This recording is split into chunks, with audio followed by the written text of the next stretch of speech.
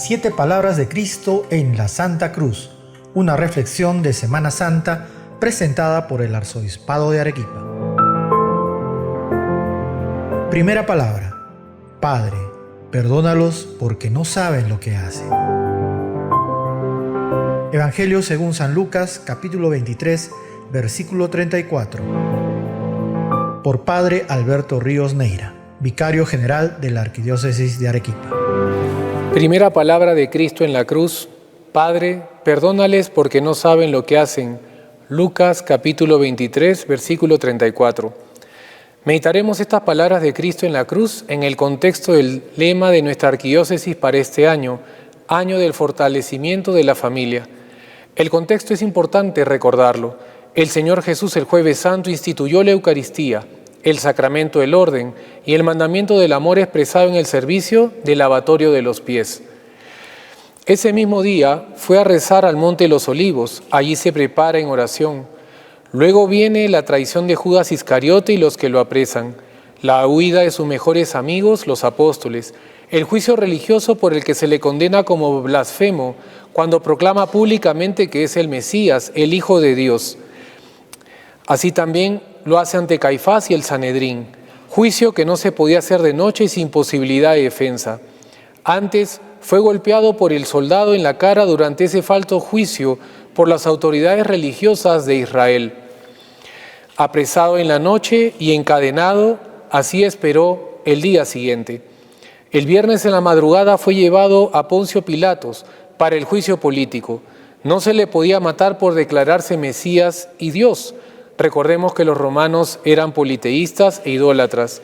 Solamente se le podía condenar a muerte si fuera por sedición. Por ello se le acusa que Jesús estaba en contra del emperador. Estando con Pilatos escuchando las acusaciones falsas, los insultos, la flagelación, la corona de espinas o mejor aún el casco de espinas que le impusieron, el intercambio de Jesús por Barrabás, bandido y asesino, Pilatos se lava las manos frente a él y lo condena a muerte por temor al pueblo judío y al emperador. Es más, Jesús es forzado a llevar la cruz, como vemos en esta imagen tan bonita en la parte de atrás. Durante el trayecto, los insultos, los escupitajos, los golpes, solo sin sus amigos. Es como si el infierno se desatara desde el Jueves Santo en la noche. Sube al monte Calvario con la cruz y es clavado sin ningún tipo de miramiento. Verdaderamente que el condenado no tiene ningún derecho, es totalmente dejado y todo eso lo sufre para pagar el precio del pecado original y de todos los pecados nuestros a lo largo de toda la historia de la humanidad. Jesús es verdadero Dios y verdadero hombre como nosotros, menos en el pecado. Pareciera que su divinidad se oculta y solo aparece el sufrimiento en su dimensión humana. El Hijo único de Dios Padre y Hijo único de la Virgen Madre se entrega libremente en obediencia amorosa al Padre y por nosotros, en orden a nuestra salvación, hace este sacrificio redentor. Es así como Jesús, con todo lo que ha pasado y ha sido clavado en la cruz, dice esta primera frase, esta primera palabra: Padre, perdónales porque no saben lo que hacen. En esta primera frase, la primera palabra que se menciona es Padre. Es paradójico, todos se olvidan de Él, pero Él no se olvida. Sabe que está siempre en comunión con el Padre Eterno. Jesús está en profunda comunión con su Padre y nos enseña a nosotros que por más ignominia que uno pueda vivir, no puede olvidarse de Dios, como Él, como Dios, no se olvida de uno. ¿Qué diferencia con muchos de nosotros? Que muchas veces ante circunstancias difíciles o incluso dolorosas, lo que hacemos es no rezar, sino insultar y posiblemente hasta blasfemar. La segunda parte de la frase de Jesús es hablar del perdón. Perdónales porque no saben lo que hacen. Es increíble que Él reza pidiendo misericordia por todos.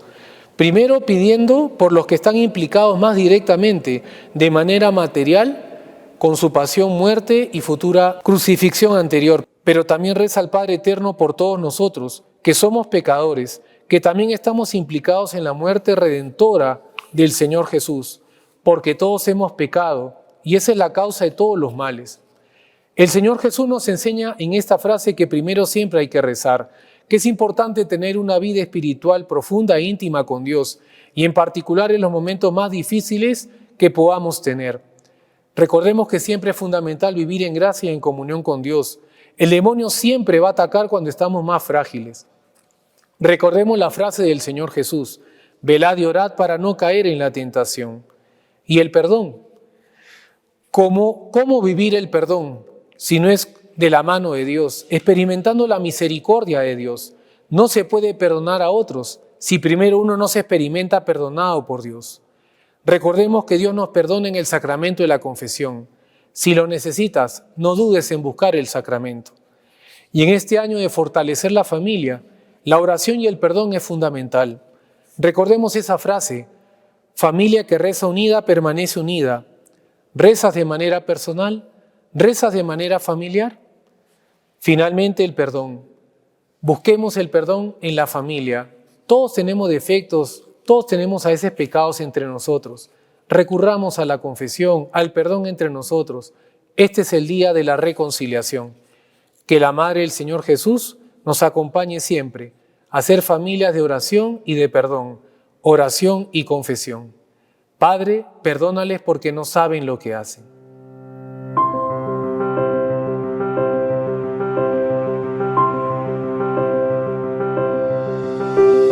Segunda palabra.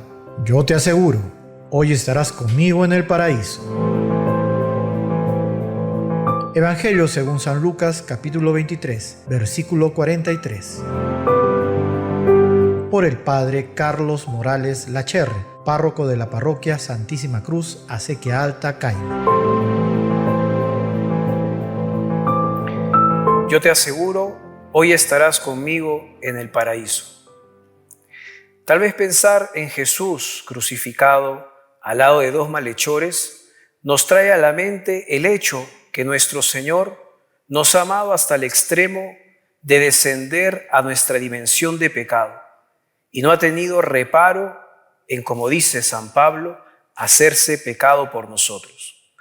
Pero también hemos de ver que esto no solamente es un signo de su anonadamiento, sino que también muestra que su amor por la humanidad lo lleva a salvarla a tiempo y a destiempo.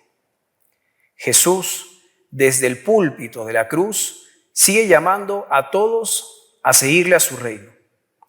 Esta vez son dos malhechores los que gozan del don de tener a Cristo en el momento tal vez más crítico de sus vidas. Y solo uno es el que lo acepta gratuitamente. Ambos seguramente conscientes de sus faltas. Sin embargo, el primero, sin esperanza ni arrepentimiento, se dedica a maldecir todo cuanto ve. El segundo, arrepentido de lo que ha hecho, se acerca al trono de la misericordia, Jesucristo crucificado. Se acerca, pero sin pretensiones, sabiendo que si hay alguna posibilidad de perdón para él, la quiere recibir. Acuérdate de mí cuando llegues a tu reino. El malhechor sabe que él no puede llegar al reino de Jesús. La palabra cuando marca esa posibilidad de salvación que humildemente pide, conocedor de no merecerla. Jesús, que no desprecia un corazón contrito y humillado, lo lleva de lo probable a lo seguro, cuando le dice, yo te aseguro. Y no solo eso, sino que le deja ver la inmediatez de su salvación cuando dice, hoy. La promesa del paraíso, que en la época de Jesús estaba relacionado con un lugar de descanso para los difuntos, no es más el jardín del Edén perdido por el pecado de nuestros primeros padres, sino la certeza de la presencia divina. Estarás conmigo en el paraíso. Es Jesús mismo ese paraíso. Es donde el hombre sufriente por sus pecados y los de otros encuentra finalmente el reposo. Vengan a mí los que están cansados y agobiados, que yo los aliviaré. El llamado buen ladrón nos muestra que se puede estar en el sufrimiento, en la cruz, y al mismo tiempo experimentar el descanso de la presencia de Cristo. Hoy, para un mundo donde se busca únicamente el reposo material, donde se intenta hacer la vida cada vez más fácil y librarnos de cualquier complicación, donde la presencia del otro parece impedir la propia felicidad. Curiosamente, esa búsqueda de ese tipo de bienestar aumenta el cansancio espiritual y la desesperanza. Genera más conflictos cuando el otro se convierte equivocadamente en motivo de perturbación. Ahí aparece Cristo, señalándonos que solo en Él podemos hallar sosiego, y en la medida que descansamos en su salvación y en su amor que cancela nuestros pecados, podemos disfrutar del reposo del amor entre los hermanos.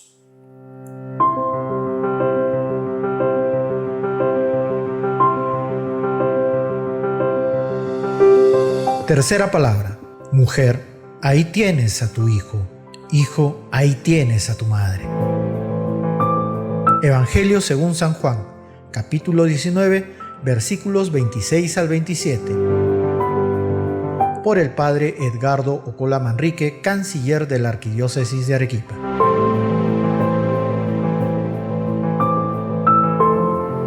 Hermanos, acabamos de contemplar cómo el Señor pide al Padre por sus detractores en la primera palabra.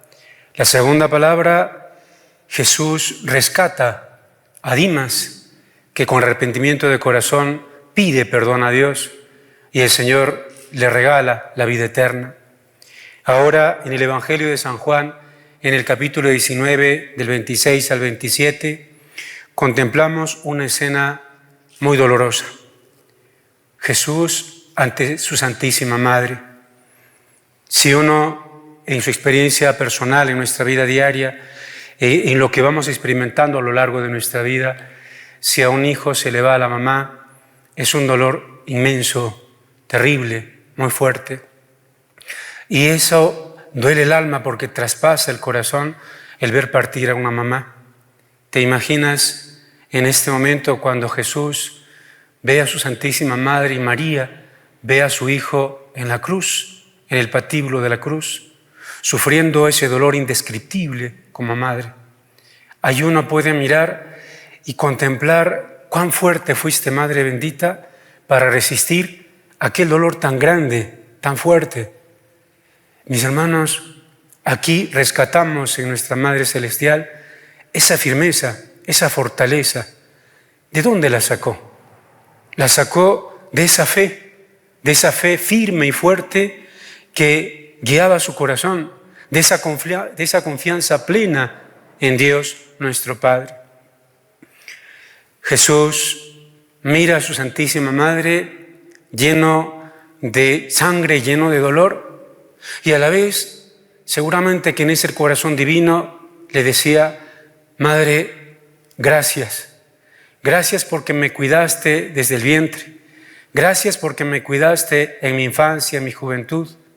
Gracias por siempre estar allí para mí, Madre. Gracias porque ahora estás aquí junto a mí en estos momentos tan difíciles y fuertes. Hermanos, luego, en aquel momento en que Jesús le dice a su Santísima Madre: mujer, ahí tienes a tu hijo. Jesús emplea este término que rescata el Evangelio de San Juan, mujer, prefigurando a la nueva Eva, aquella que por su sí generoso, su sí valiente, María nuestra Madre, deja que entre en el mundo el Redentor, deja que entre Jesús nuestro Señor a salvarnos. Luego, dirigiéndose al discípulo, le dice, dando ese testimonio de amor, ese testamento de amor, nos entrega a su Santísima Madre, nos regala a nuestra Madre Santísima para que sea nuestra Madre. En Juan vemos esa presencia de todos nosotros, Por eso hemos de darle gracias a Dios por este regalo inmenso. No estamos solos. Tenemos a Dios y la custodia bendita de nuestra Madre Celestial. Por eso, hermanos míos, hay que meditar, hay que reflexionar en este día tan fuerte, Viernes Santo. Y nos damos cuenta de hasta dónde puede llegar la dureza del corazón del hombre, hasta dónde puede llegar la maldad, la soberbia, tanto daño. El Señor vino a darnos su amor, su bendición, a mostrarnos el camino correcto y no sabemos darle gracias, no sabemos comprenderle, no sabemos abrirle nuestro corazón. ¿Y qué es lo que hacemos? Mentimos, engañamos, hacemos daño y no valoramos lo que tenemos, no valoramos lo que el Señor nos ha dado, una familia, la vida, el trabajo. Por eso que esta segunda palabra le podamos decir: Señor, dame la gracia bendita de saberte dar gracias en cada momento. Gracias por lo que me das cada día. Ayúdame a ser luz para mi familia, luz en mi trabajo. Mis hermanos, que nunca olvides que el amor de Dios es infinito, que el amor de Dios es grande. Por eso, en este día, le podamos decir a Dios con todo el alma: mi Señor, gracias por haberme regalado una madre tan grande, una madre bendita, que es María Santísima. Que el Señor nos ayude a caminar siempre en su presencia y guíe nuestros corazones hacia Él.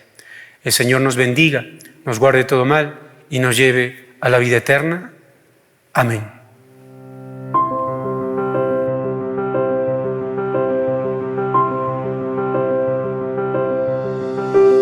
Cuarta palabra. Dios mío, ¿por qué me has abandonado? Evangelio según San Mateo, capítulo 27, versículo 46. Por el padre Richard Bolaños, rector del Seminario Arquidiocesano San Jerónimo.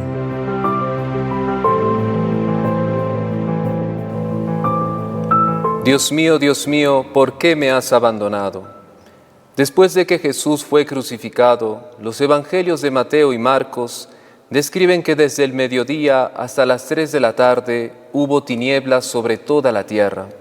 Esta oscuridad, más que un fenómeno meramente natural, posee un profundo sentido teológico, evoca el relato de la creación y anticipa el juicio escatológico, presentando la muerte de Jesús como un acontecimiento de alcance cósmico y como signo del juicio divino.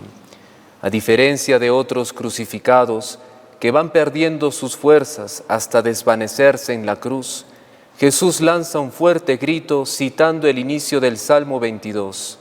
Dios mío, ¿por qué me has abandonado? Este clamor expresa al mismo tiempo una profunda angustia y una firme confianza en Dios como mi Dios. La pregunta, ¿por qué me has abandonado?, introduce la experiencia extrema de lejanía y aparente abandono divino, en la que se concentran las formas más radicales del sufrimiento humano.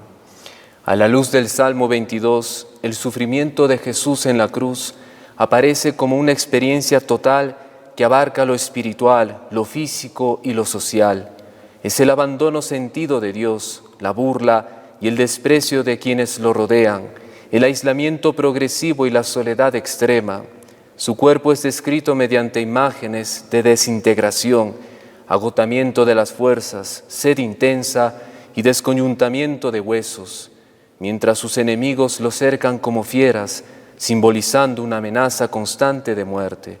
En este cuadro límite, Jesús, como el justo sufriente, experimenta el dolor más radical sin dejar de dirigirse a Dios, de modo que su padecimiento no es solo físico, sino también una prueba espiritual en la que aún en la oscuridad se mantiene una relación confiada con aquel que parece ausente. Se trata pues de un grito de dolor en una situación única que revela el profundo tormento del cáliz que Jesús había aceptado en Getsemaní. Padre mío, si es posible, que pase de mí este cáliz, pero no sea como yo quiero, sino como quieres tú. Jesús, como judío piadoso, conocía profundamente los salmos. Por ello, no es improbable que al orar el Salmo 22 en la cruz, tuviera presente su contenido completo, que va de la súplica angustiada a la alabanza por la acción salvadora de Dios. Según diversos autores, el Salmo 22, compuesto por 31 versículos, presenta dos secciones principales. El primer momento describe la angustia del abandono y en un segundo momento expresará la alabanza y la acción por la intervención del Señor. La expresión hebrea anitenu, que significa me has respondido, en el versículo 22 de este salmo constituye un momento de inflexión, marca el paso de la lamentación a la acción de gracias. En esta transición se manifiesta el dinamismo propio del salmo, que integra súplica y alabanza en una misma estructura orante. El salmo presenta entonces un itinerario, podríamos decir, pascual, en cuanto describe el paso del dolor y la angustia hacia la acción de gracias. El salmo culmina con la afirmación, así actúa el Señor, ha actuado el Señor, expresión que subraya la transición de la tristeza a la alegría. Podemos entonces culminar esta meditación afirmando que las palabras de Jesús antes de morir encierran en el fondo una buena noticia. Pronunciar el Salmo 22 significa expresar un camino de humillación, anonadamiento, un hacerse obediente hasta la muerte y muerte de cruz, como lo expresa la carta a los Filipenses. Sin embargo, este camino no termina en el abandono, conduce a la exaltación. Dios lo resucitará y lo glorificará. Así, en su grito desde la cruz, Jesús no solo expresa el dolor extremo, sino que anticipa en clave de fe el paso decisivo de la muerte a la vida y la manifestación plena de su gloria. Por eso Pedro en su primer anuncio querigmático dirá, todo el que invoque el nombre del Señor se salvará. Unidos a Cristo, también nosotros, desde la cruz, somos llamados a invocar el nombre del Señor con toda confianza, con la certeza de que nuestro corazón se alegrará, nuestra lengua se llenará de alabanza y nuestra carne descansará en la esperanza firme de que el Señor no abandonará nuestra vida en el abismo de la muerte. Para terminar, San Agustín, comentando el Salmo 22, dice, Cristo habla en nombre de su cuerpo, la Iglesia. En su pasión, Él llevaba en sí nuestras debilidades y en su clamor expresa la voz de todos los que sufren en Él. En la misma línea, el Papa Benedicto XVI, meditando sobre este grito de Jesús, afirma, el grito de abandono no es el final, sino el comienzo de una comunión nueva. En la cruz, Jesús entra en la noche de la humanidad para llevarla a la luz de Dios.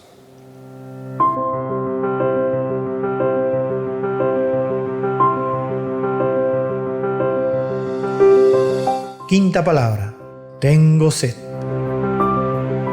Evangelio según San Juan, capítulo 19, versículo 28. Por Monseñor Raúl Chau Quispe, obispo auxiliar de Arequipa.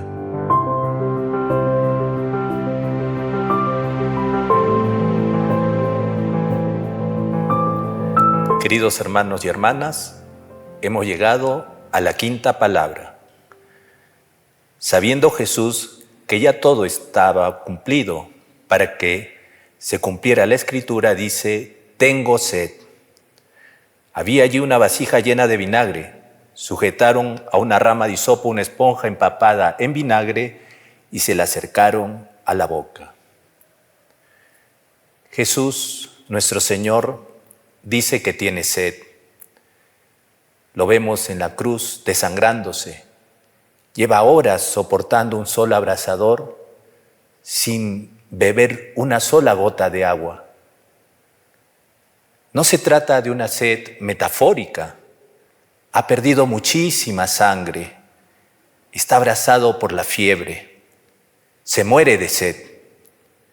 En su muerte no estuvo libre de ninguna de las angustias que asaltan a cualquier moribundo. Como cualquier agonizante, Jesús tiene sed. No es extraño, por lo tanto, que tuviera sed. Lo extraño es que lo dijera. La sed que experimentó nuestro Señor en la cruz fue una sed física.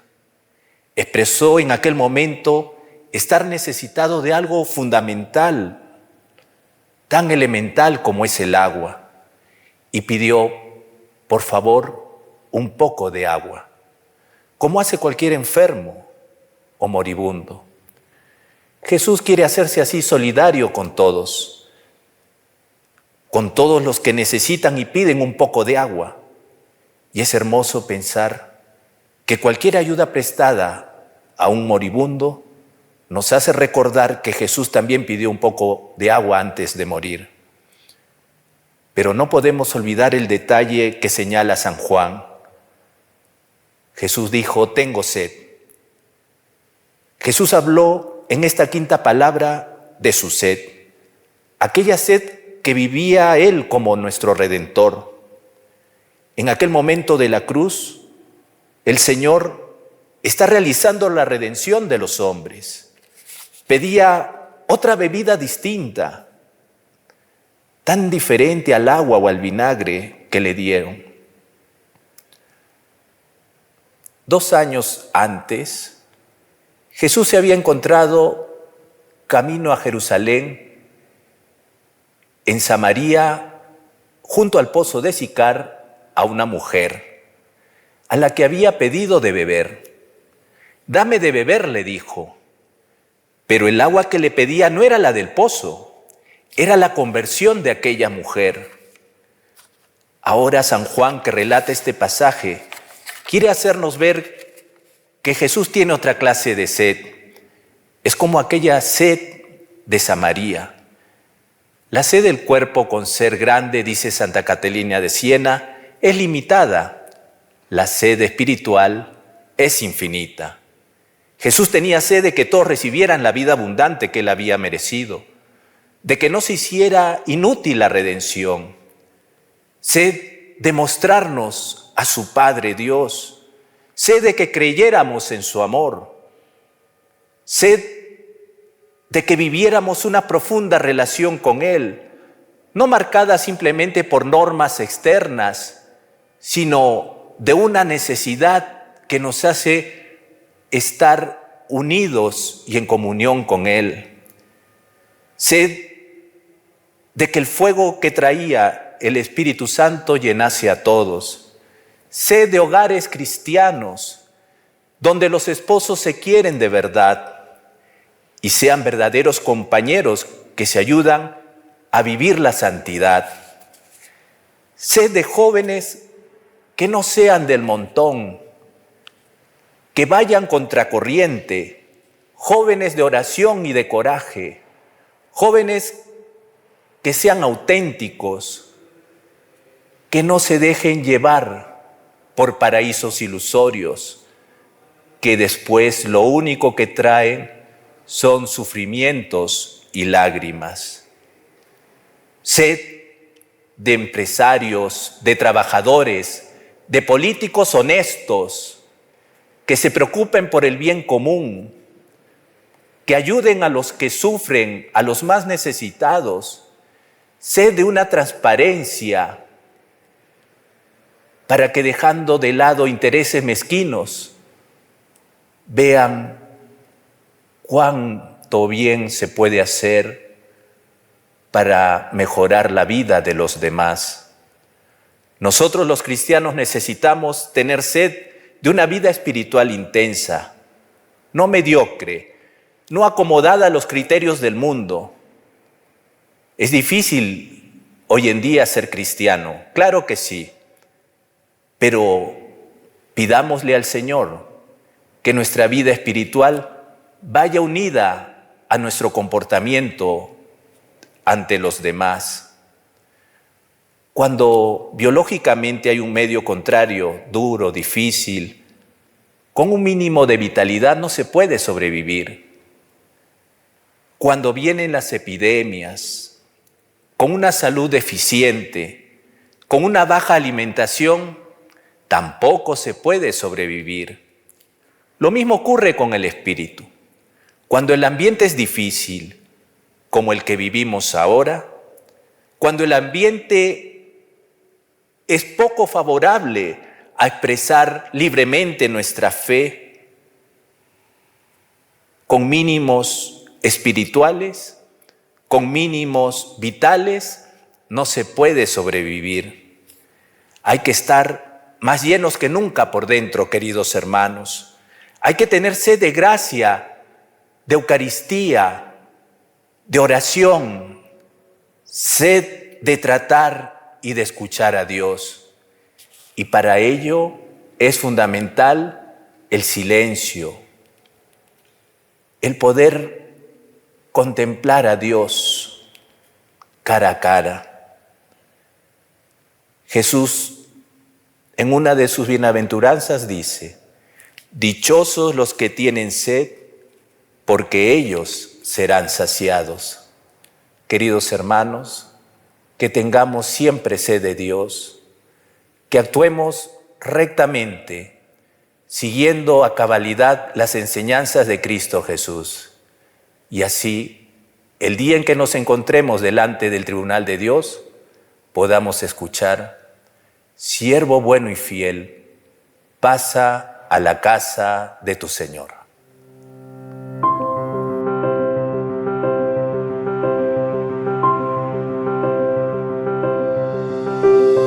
Sexta palabra. Todo está cumplido. Evangelio según San Juan, capítulo 19, versículo 30. Por el padre Abraham Arbuire, párroco de la parroquia Santiago Apóstol en Huanca.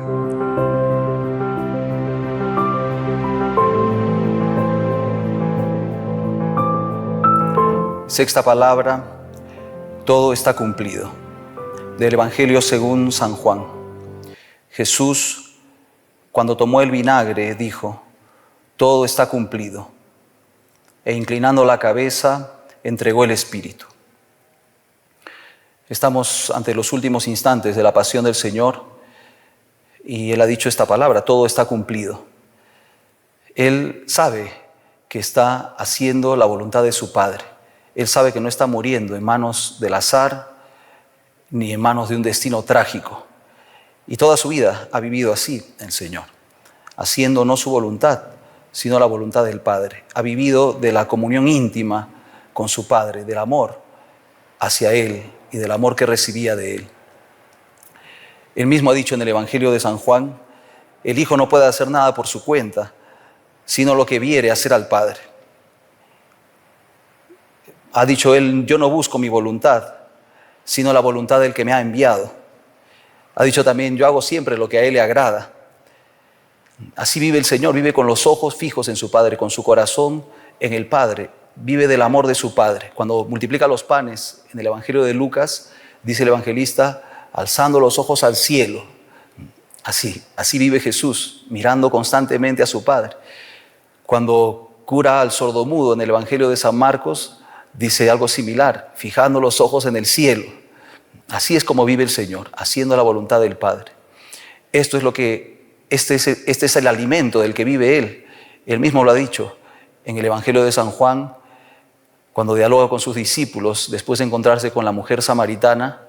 Esto es lo que les dice: mi alimento es hacer la voluntad del que me envió y llevar a término su obra. Y así, entonces el Señor, con toda su vida, con sus hechos, con sus milagros, con sus palabras, pero sobre todo con su pasión, con su muerte, con su resurrección, está llevando a término esa voluntad, esa misión que el Padre le ha encomendado. Y está llevando a término, a cumplimiento a la vez, todas las profecías de la Escritura, todo lo que decían los profetas sobre Él. Está manifestándonos el amor del Padre hasta el extremo. El Señor ha venido a salvarnos de la muerte, a cargar sobre nosotros, sobre sí mismo, las consecuencias de nuestro pecado. Y esto es lo que hace el Señor. El Señor está haciendo todo esto por amor a su Padre y por amor a nosotros. Por eso termina el Evangelio diciendo que Jesús inclina su cabeza y entrega el Espíritu. Esto es lo que quiere hacer el Señor. Este es el culmen de su misión: entregarnos el Espíritu. Nosotros, con nuestros pecados, hemos despreciado a Dios. Nosotros somos los que lo hemos crucificado. Así dice el catecismo de la Iglesia, citando a San Francisco de Asís, que no son los demonios los que lo han crucificado. Eres tú, no somos nosotros, quien con ellos lo hemos crucificado y lo seguimos crucificando todavía cuando nos deleitamos en los vicios y en los pecados. Somos nosotros, nuestras malas acciones, las que lo hacen sufrir, las que lo han llevado al suplicio de la cruz. Y dice también el catecismo romano que cuando renegamos de Él con nuestros actos, ponemos de algún modo sobre Él nuestras manos criminales. Y aquí podemos vernos como en un espejo. Cuánto desprecio para el Señor, cuánta falta de amor. El Señor que quiere darnos su espíritu, el Señor que entrega su vida por nosotros en la cruz. Y nosotros, ¿cómo le hemos devuelto ese amor? Como el mismo Jesús dice en el Evangelio, me han odiado sin motivo. Lo hemos odiado sin motivo. Y Él, ¿qué ha hecho a cambio? Nos ha amado sin motivo. Nos ha amado más allá de todo límite. Y les invito entonces, hermanos, el Señor nos invita hoy a todos a ponernos a los pies del Señor crucificado. Y desde ahí recibir nuevamente el soplo de su Espíritu. Inclinando la cabeza, entregó el Espíritu. Ese Espíritu que nos devuelve a la vida, que nos quiere sacar del sepulcro de nuestros pecados, de la muerte a la que nos hemos metido por nuestra maldad y por nuestro rechazo contra Dios. Cuando está siendo juzgado el Señor y Pilato pone delante de ellos a Barrabás y a Jesús, ¿a quién eligen? Dice, ¿no? ¿A quién quieren que le suelte? A Barrabás, a Barrabás. Y cuando pregunta Pilato, ¿y a este Jesús llamado el Cristo, qué hago con él? A ese no, esa respuesta de desprecio, ni siquiera pueden decir su nombre, a ese no. Y eso somos nosotros, cuánto desprecio para el Señor. Y el Señor no nos ha pagado con desprecio, nos da su amor gratuitamente. Pongámonos a los pies de la cruz y ahí a los pies de la cruz reconozcamos nuestra miseria, nuestra maldad, nuestros pecados y dejémonos resucitar por el Espíritu que Él mismo nos envía desde la cruz.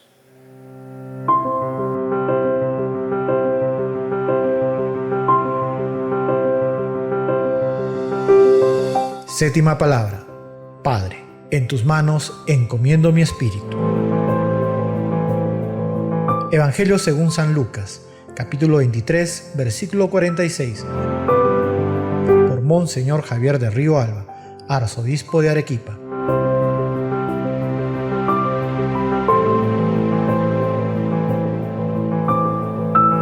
Padre, en tus manos encomiendo mi espíritu.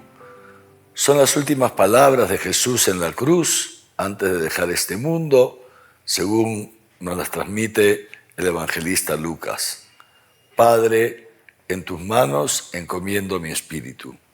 Con esta frase y con este acto de confianza en Dios Padre, Jesús culmina su presencia física entre nosotros, culmina la misión para la que Dios Padre lo envió a este mundo, culmina esa vida pública a través de la cual Jesús ha llevado a pleno cumplimiento el deseo, la voluntad de Dios de reconciliarnos a nosotros los hombres con Él, y ha llevado también Jesús esa misión de hacernos presente el amor de Dios. Nadie tiene más amor que el que da la vida por sus amigos, dijo el mismo Jesús anticipando su muerte.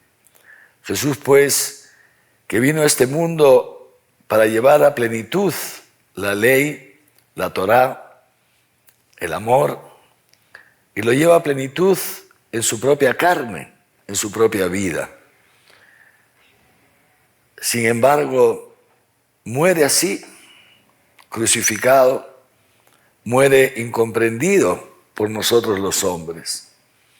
Él, como dice San Pablo, que no cometió ningún pecado, pero que se hizo pecado por nosotros, es decir, que cargó con nuestros pecados, y que así cargado con nuestros pecados sube al leño de la cruz. Él es rechazado rechazado no solo por aquellos que en ese momento estaban ahí presentes y gritaban crucifícale, crucifícale, y por toda esa turba, esa multitud que se burlaba de él, rechazado no solo por ellos, no solo por las autoridades religiosas del pueblo de Israel, que son los que al final deciden su muerte, rechazado no solo por el poder temporal del Imperio Romano, Herodes, Pilatos, sino en el fondo rechazado por toda la humanidad de todos los tiempos. Los hombres que somos tan pequeños, tan limitados y que tantas veces no llegamos a comprender el misterio de amor que Jesús nos ha revelado en su vida, pero también y tal vez sobre todo en su muerte en la cruz. No llegamos a comprender cómo puede ser posible que Dios, que es aquel que ha creado todo lo que existe, que gobierna todo el universo, haya sido capaz de hacerse realmente hombre, de asumir nuestra naturaleza humana con todas nuestras limitaciones, de pasar años con nosotros para una misión que aparentemente concluye en el fracaso. No llegamos a comprender la hondura, la profundidad, la plenitud de ese amor que es Dios y que se ha encarnado en Jesús. Jesús que vino a este mundo para hacer la voluntad de su Padre y que muere haciendo la voluntad de su Padre. Jesús que comienza a entrar en este mundo haciendo presente las palabras anticipadas ya por el profeta. Y aquí que vengo a hacer tu voluntad. Y este Jesús que ha hecho la voluntad del Padre en este mundo, termina haciendo también la voluntad del Padre en un acto de confianza plena hacia Él. Padre, en tus manos encomiendo mi espíritu. No es un grito de fracaso, no es un grito, digamos así, de auxilio a ver si me escuchas. No. Es un acto de plena confianza en Dios su Padre. Encomiendo mi espíritu significa encomiendo todo mi ser. En este momento de la muerte, en este momento en que estoy aquí solo, abandonado, en este momento en que incluso he experimentado tu lejanía, no nos olvidemos que ya ante Jesús ahí también en la cruz ha dicho, Dios mío, ¿por qué me has abandonado? Pero no obstante eso, sigo confiando en ti. Encomiendo mi espíritu significa encomiendo todo mi ser, encomiendo toda mi vida. La dejo en tus manos porque sé que no me vas a defraudar. Este es el acto de Jesús. Este es el último acto de Jesús en este mundo. Y a través de ese acto de plena entrega, de plena confianza en Dios su Padre, Jesús muere y de esa manera entra en la muerte para destruir la muerte, sabiendo que su papá no lo va a dejar en la muerte, sino que sabiendo que va a resucitar. Entrego mi vida porque sé que la voy a recuperar, lo dijo Jesús. Y es así como entrando en la muerte Jesús derrota la muerte. ¿Para qué? Para que nosotros podamos vivir eternamente con Él. Pidámosle al Señor que también nosotros podamos decirle a Dios en este Viernes Santo, en estos días santos, pero cada día en nuestra vida, Padre, en tus manos, encomiendo mi espíritu, encomiendo mi vida, porque sé que son las mejores manos, que sé que nunca me vas a abandonar, que nunca me vas a defraudar. Amén.